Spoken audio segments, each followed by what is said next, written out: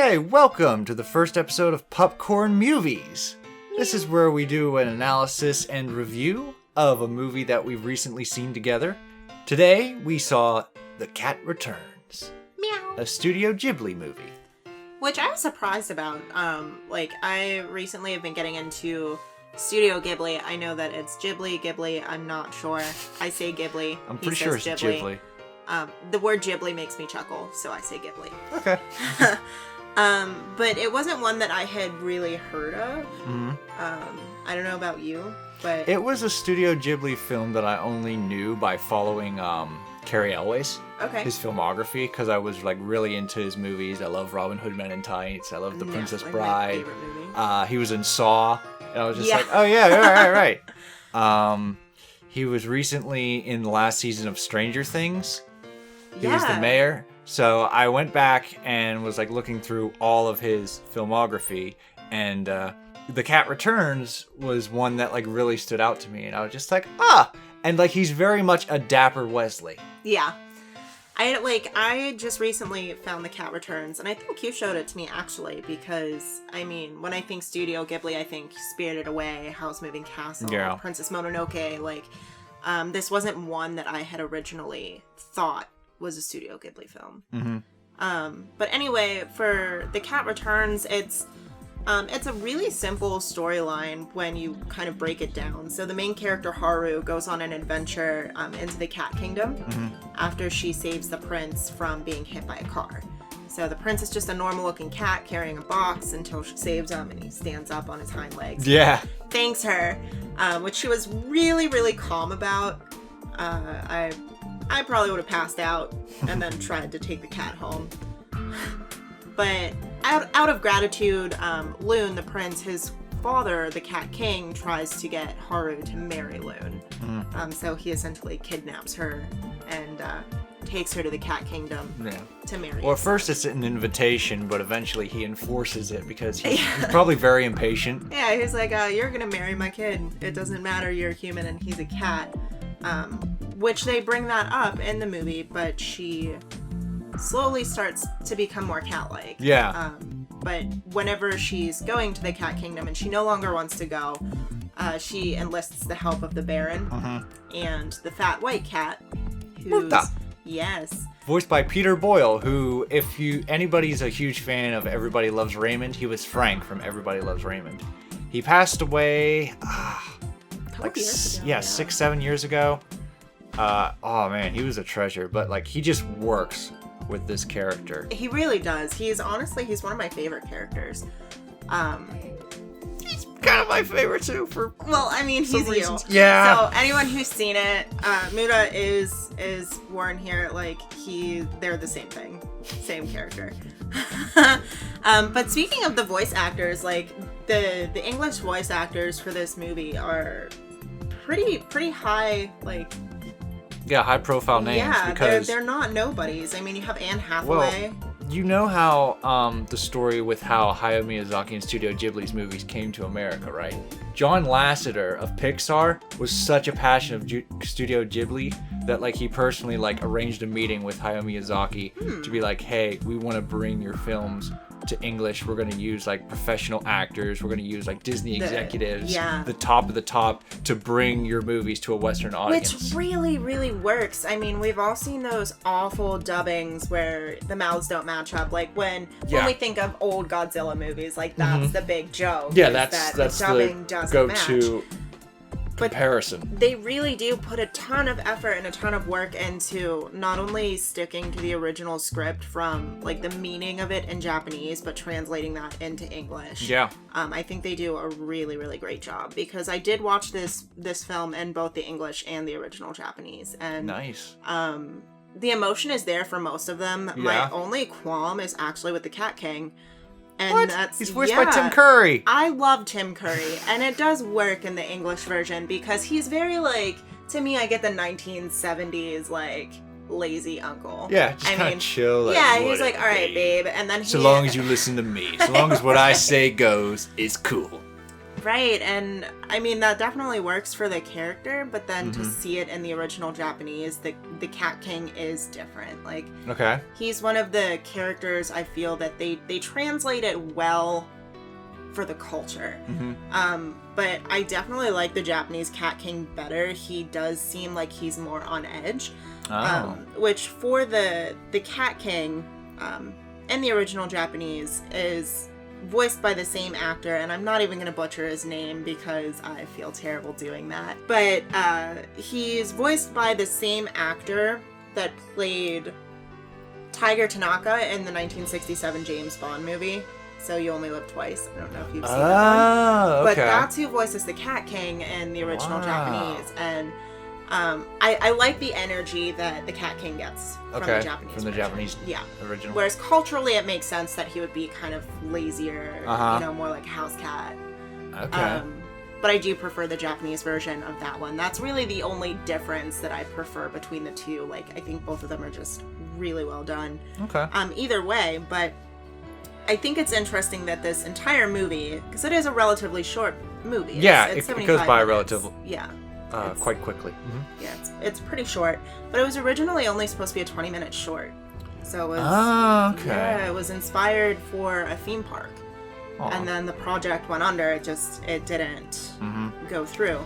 But they found the original writer, and she finished the script. So they decided to make it a bigger project from that 20-minute short into an actual full-length film. Because she expanded on the story. Yes. Okay. Which, it is a sequel. You can see it as a standalone movie, but it is actually a sequel. And I haven't seen the first movie, so I can't attest to anything from that film.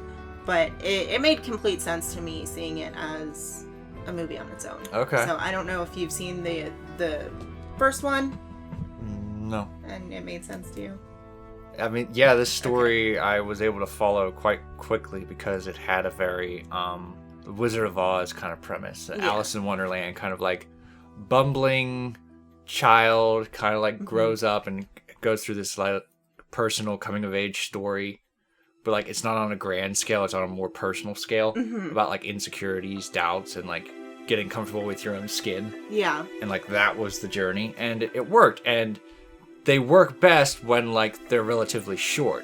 They're not epic, so you don't want to draw them out. It's just a nice little adventure with some enjoyable characters. Yeah. Which sure, it doesn't compare to movies like Princess Mononoke, but it's still very enjoyable in its own right. I personally enjoyed it a bit more than Ponyo. I did too. No, I did. Like, I have a personal ranking of pretty much all of the movies that I've seen based in categories, and this one bumped up into my top 5 Studio Ghibli movies, and it did knock Ponyo out. Like, I love Ponyo, but it's a tale I can see once, and then I'm okay for a while. But this one I could definitely, like, I have watched it multiple times since we've watched it. And I enjoy it every time, and every time I see something new and I learn something new about the movie while I'm watching it, which I think is really, really cool that a movie can do that, even though it's so short. And it is a children's movie. It's very wholesome. Yeah. There's no... Well, like, it shows, like, there's a power to, like, simpler stories and simpler premises, so long as you have good, enjoyable characters. Yeah. Like, you don't always have to have, like, the big epic that sprawls and, like, there's so much detail and everything. Like, they don't explain much of anything. They just kind of go with it, but you're along for the ride. And I think that has to do with it being a sequel, but at the same time, you can understand it. Yeah. So they put the information that you need to understand it in the movie, and that's that. You don't have to expand or draw on it. What I think is really interesting is the director. So Morita, that was his first directing project. Yeah, so Hayao Miyazaki did not direct this one. He just oversaw the project. He was a producer. And yeah, you can tell in the style. So you do see the difference between this specific film and the other ones that Miyazaki directed. Yeah. But it's special in its own way, and it's still really good. And I think that Miyazaki handpicking Morita as a director just based off the storyboards, I think is really cool. And I've watched different interviews with Morita and him talking about, like, just how excited he was to work on the project and the support that he had from everyone, because he was very nervous. Yeah. You know, this is a huge movie for him and a really big deal for him. And a big studio to be helming.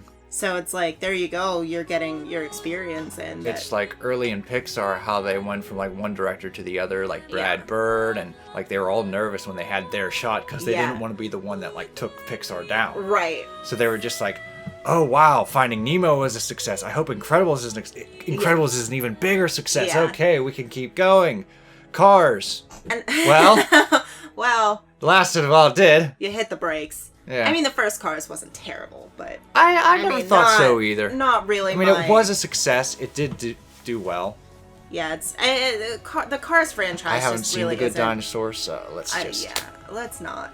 Anyway, I think that there are a couple really cool details in the movie that I think really pulled it together as a film. And one of them, I think, is the art direction. So the art direction of the movie was, to me, spectacularly done. It was different than the other films in the sense the characters were much softer. Yeah. They weren't super pointy. No. They weren't like jagged. That anime feeling. Yep. Which most Miyazaki movies don't have that style. But they're apparent in some characters, like but like the Witch of the Waste in Howl's Moving Castle. She's like very exaggerated, very over the top. And you don't really have many characters in A Cat Returns that have that aesthetic. Okay. So they're much softer, but it's also rather plain, which is stark contrast to the backgrounds. Yeah. So the backgrounds are very elaborate. They're very detailed, and I think that creates a really, really cool, unique aesthetic. Yeah. Which I just really appreciate as an art person, you know, seeing how the art direction happened in the movie. But also the color schemes. Like, I don't know if you noticed the color schemes going throughout the movie, where they used like a lot of yellow, orange, red, and blue. And it's like her outfits, she changes 4 times in the movie. Yes, which for a 75-minute movie, I think that's kind of a lot. But it does take... Well, it's supposed to reflect her mood at the time, right? Yeah. The outfits change with that same color scheme, dictating like how she's growing as a person. So I just think that that's really cool. So if you watch the movie, like, keep in mind the colors and how they reflect her mood and her personality, because I think that's really, really cool. Okay, so to like wrap this up, final thoughts, like would you recommend it? Like how would you... I definitely would recommend it. This is a movie that, like, if I'm babysitting... We're gonna think of a rating scale as we go through eventually. this. I give it 3 out of 4 meows. 3 out of 4 meows. We'll start with that, and we'll see if we can get something more creative going. Yeah, any thoughts are welcome. But honestly, like, if I'm babysitting one of my friend's kids, or, you know, a niece or a nephew or something like that, I would definitely have this movie on for them. This is something that I would feel comfortable with them watching, but also want to watch with them. You know what I mean? It's not like a movie that I'm like, oh god, we have to watch Bob the Builder for 3 hours. Like, you know, it's something that I would definitely, like, enjoy watching with a kid. Okay. It's enjoyable for all ages, so I would definitely recommend it as a movie to watch. Yeah, I agree. It's like very simple, but like powerful in its simplicity. It's magic. Like, it's magical. It's a very magical, and it doesn't overstay its welcome, which I sing high praises to. Yeah. So yeah, if you forgot about Cat Returns, it like slipped under the radar, go check it out. And this has been Ren and Mando, and we'll see you next time with Popcorn Movies. Bye.